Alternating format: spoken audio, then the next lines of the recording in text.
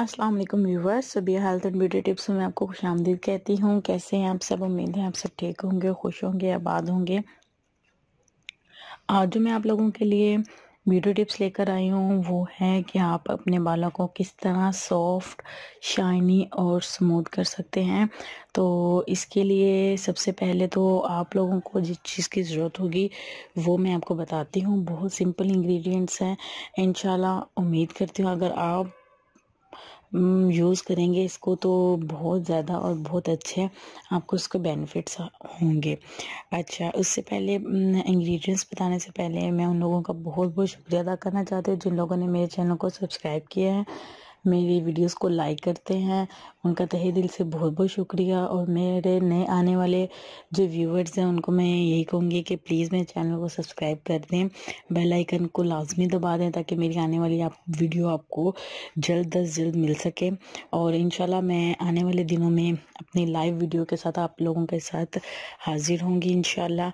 और आपको live video मैं आपको बताऊंगी कि आप किस तरह से अपनी जो लाइफ है उसको हेल्दी और ब्यूटीफुल और ज़बरदस्त अमेजिंग बना सकते हैं। लाइक अपने आप को फिट रख के अपने जो है वो ज़िंदगी को एंजॉय कर सकते हैं।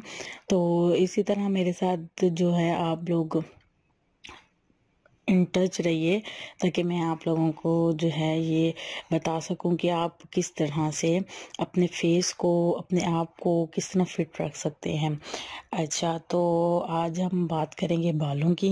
और बालों का ये है मसला कि सर्दियों में बाल बहुत ज़्यादा रफ़ हो जाते हैं और रफ़ होने की वजह से बहुत खुरदरे हो जाते हैं।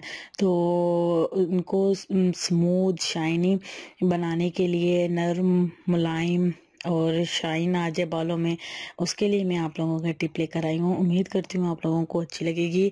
वीडियो को ज़्यादा लंबा नहीं करते और चलते हैं अपनी वीडियो की तरफ।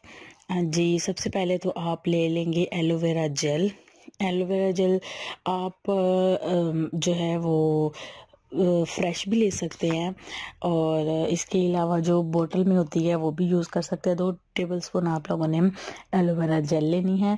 उसके बाद 2 टेबलस्पून आपने दही लेना है, ठीक है।